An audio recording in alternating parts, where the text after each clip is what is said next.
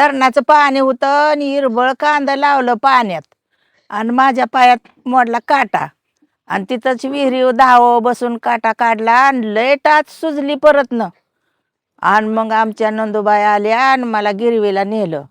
मग त्यांनी रोज दवाखान्यात मला नेलं आणि रोज थोडी थोडी टाच कापून काढाय. मला चालायलाच येत नव्हतं. आणि परतनं लग्न होतं तिथं. मग सारी चिडवायची मला, म्हणायची मामी लंगडी मामी लंगडी मामी लंगडी मामी लंगडी.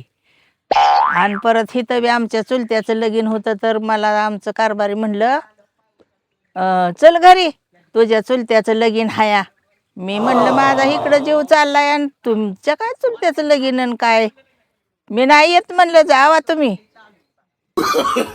मी नाहीच आली मग परत लग्नाला.